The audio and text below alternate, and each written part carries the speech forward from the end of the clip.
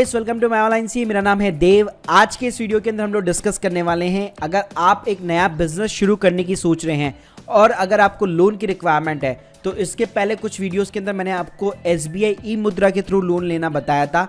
आज के इस वीडियो में गवर्नमेंट की ऐसी ही एक इंपॉर्टेंट स्कीम है जिसका नाम है PMEGP स्कीम। जी हाँ, प्रधानमंत्री एम्प्लॉयमेंट जनरेशन प्रोग्राम। तो आज हम लोग इस वीडियो के अंदर उसके बारे में जानेंगे कि कैसे अप्लाई कर सकते हैं, क्या इसकी रिक्वायरमेंट्स रहती मिनिमम, कहाँ पे आपको दिक्कतों का सामना करना पड़ सकता है, कैसे पूरा ऑनलाइन प्रोसेस रहता है। तो चलिए गाइस शुरू करते हैं। तो गाइस सबसे पहले बात कर लेते हैं कि PMEGP मतलब प्रधानमंत्री एम्प्लॉयमेंट जनरेशन प्रोग्राम के अंदर कौन अप्लाई कर सकता है। तो देखिए, इसके अंदर केवल जो नए वाले जो बिजनेस है, जो नया बिजनेस शुरू करने की सोच रहा है या जैसे स्टार्ट किया है जिन्होंने, वही यहाँ पे अप्लाई कर सकता है। कोई भी जो एग्जिस्टिंग बिजनेस है, जो एक्सपैंड करना चाहता है या नई मशीनरी कुछ भी लगाना चाहता है, तो वो यहाँ पे अप्लाई नहीं कर पाएंगे। तो गाइस यहाँ पे कंपलसरी ये है कि आपका जो बिजनेस है वो नया होना चाहिए। यहाँ पे मेजरली दो सेक्टर को कवर किया गया है, मैन्युफैक्चर और सर्विस सेक्टर। तो गाइस आपका किसी भी स्मॉल टाइप का अगर बिजनेस है, कोई भी अगर मैन्युफैक्चरिंग से रिलेटेड कोई बिजनेस है या फिर कोई भी सर्विस इंडस्ट्री से रिलेटेड बिजनेस है, तो दोनों के अंदर ही आप यहाँ पे अप्लाई कर सकते हैं। अगर गाइस मैं मैन्युफैक्चरिंग यूनिट्स की बात करूँ तो मैक्सिमम यहाँ पे आपको 25 लाख रुपए तक का लोन मिलता है। अगर वहीं पे मैं सर्विस इंडस्ट्री की बात करूं तो यहाँ पे 10 लाख रुपए तक का लोन मिल सकता है। अगर गाइस इसकी मैं मिनिमम रिक्वायरमेंट की बात करूं तो यहाँ पे आपकी जो एज है वो 18 प्लस होनी चाहिए। प्लस अगर मिनिमम एजुकेशन क्वालिफिकेशन की बात करूं तो 8वीं यहाँ पे मतलब 8 पास होना चाहिए। प्लस यहाँ पे अच्छी बात यह है, इंडिविजुअल तो अप्लाई कर ही सकते हैं। अगर मान लीजिए कोई नॉन इंडिविजुअल है, जैसे SHG ग्रुप हो गए या आपकी एक फर्म बनी हुई है, पार्टनरशिप फर्म है, तो वो भी यहाँ पे अप्लाई कर सकती है। अगर गाइस इसके अंदर मैं मार्जिन मनी की बात करूं, मतलब आपको अपनी जेब से भाई कितना पैसा लगाना पड़ेगा, तो गाइस अगर यहाँ पे जनरल कैटेगरी के अंदर अगर आप लोग आते हैं तो वहाँ पे आपको 10% लगाना पड़ेगा। अगर स्पेशल कैटेगरी की बात करूं तो यहाँ पे आपको 5% लगाना पड़ेगा। खास बात ये, स्पेशल कैटेगरी के अंदर यहाँ पे महिलाओं को भी शामिल किया गया है। तो अगर मान लीजिए वुमेन के नाम पे कोई बिजनेस है तो डेफिनेटली उनको स्पेशल कैटेगरी का यहाँ पे फायदा मिल जाता है। तो गाइस मार्जिन मनी का सिंपल सा मतलब ये हो गया, अगर मान लीजिए 25 लाख का मैन्युफैक्चरिंग कैटेगरी के अंदर लोन है तो मिनिमम आपको अपनी जेब से 2.5 लाख रुपए यहाँ पे लगाने पड़ेंगे। तो गाइस अल्टीमेटली अगर मैं आपके प्रोजेक्ट की कॉस्ट की बात करूं, मतलब आपके जो बिजनेस की कॉस्ट की बात करूं, तो इसके अंदर आपका लोन अमाउंट प्लस आपका जो मार्जिन मनी है, दोनों ही मिला के अगर मैन्युफैक्चरिंग इंडस्ट्री है तो उसके अंदर 25 लाख के बियॉन्ड नहीं जाना चाहिए। जैसे मैंने आपको ऊपर बताया कि मैक्सिमम लोन की लिमिट ही जब 25 लाख रुपए है तो आपको अपनी जेब से 2.5 लाख रुपए लगाने हैं। बाकी का जो स्पॉन्सरशिप है वो यहाँ पे बैंक करेगा। अब गाइस इसके अंदर सब्सिडी भी आपको मिलती है। अगर यहाँ पे मैं सब्सिडी की बात करूं तो अर्बन जो क्राइटेरिया के अंदर जो भी अपनी यूनिट्स वगैरह लगाना चाहता है, मतलब जो शहरी इलाकों के अंदर अपना बिजनेस सेटअप कर रहा है, तो अगर वो जनरल कैटेगरी के अंदर आता है तो वहां पे उसको 15% की सब्सिडी मिलती है। अगर वो गांव के अंदर वही चीज यहाँ पे करना चाहते हैं तो वहां पे 25% की मिलती है।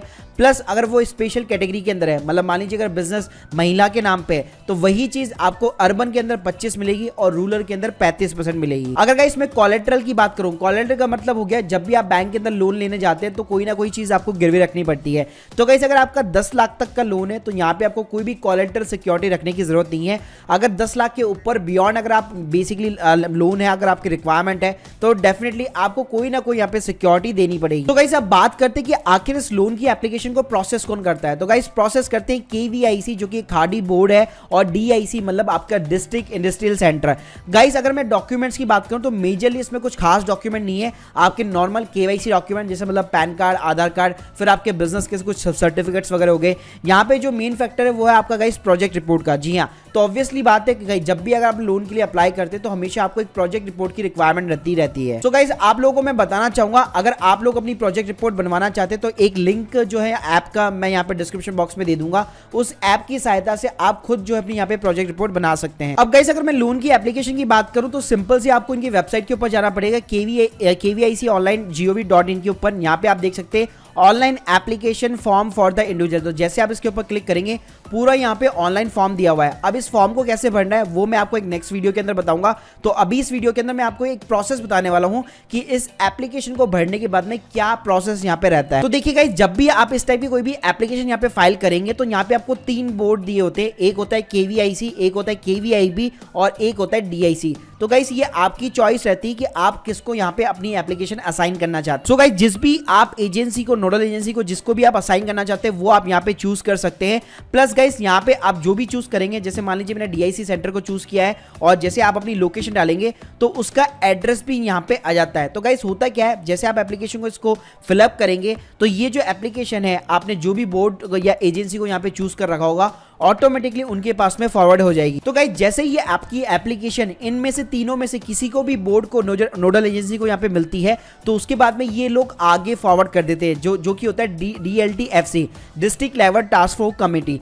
अब गाइस यहाँ पे क्या होता है, आपकी जो एप्लीकेशन होती है उसके ऊपर आपको कुछ स्कोर दिया जाता है। तो देखिए आपने जो भी एप्लीकेशन फिलअप की होगी, आपकी जो भी डिटेल्स होगी, तो इनका कुछ क्राइटेरिया होता है, कई सारे वेरियस फैक्टर होते हैं, उसके ऊपर आपको एक स्कोर पॉइंट दिया जाता है। तो अगर मान लीजिए गाइस अगर आपकी एप्लीकेशन का स्कोर अगर 60+ है तभी आपकी एप्लीकेशन जो है आगे वापस इन बोर्ड को यहाँ पे रेफर की जाती है और ये जो बोर्ड है वो वापस आपकी जो भी आपकी बैंक होगी जहां से भी आपको लोन की रिक्वायरमेंट है वो आगे उसको यहाँ पे फॉरवर्ड करते हैं। सो गाइस जैसे ही बैंक के पास में आपकी एप्लीकेशन पहुंचती है उसके बाद में बैंक की जो इंटरनल क्रेडिट सिस्टम होता है वो पूरा यहाँ पे वर्कआउट करता है और आपका जो लोन होता है यहाँ पे सैंक्शन होता है। तो गाइस सैंक्शन होने के बाद में भी डायरेक्ट पैसा आपके अकाउंट में नहीं आता है, यहाँ पे एक प्रोसेस रहता है। प्रोसेस में क्या रहता है, आपको यहाँ पे ट्रेनिंग जो यहाँ पे ज्वाइन करना पड़ेगा जिसको EDP ट्रेनिंग कहते हैं, एंटरप्रेन्योरशिप डेवलपमेंट प्रोग्राम। ये पूरा जो प्रोग्राम है वो ऑनलाइन भी रहता है ऑफलाइन भी रहता है, तो इसकी भी लिंक मैं आपको डिस्क्रिप्शन बॉक्स में दे दूंगा, तो उसके अंदर आप देख सकते हैं किस टाइप की यहाँ पे ट्रेनिंग दी जाती है। तो जैसे गाइस आप ये प्रोग्राम को यहाँ पे ज्वाइन कर लेते हैं, पूरा प्रोग्राम आपका कंप्लीट हो जाता है, उसके बाद में आपका जो लोन अमाउंट होता है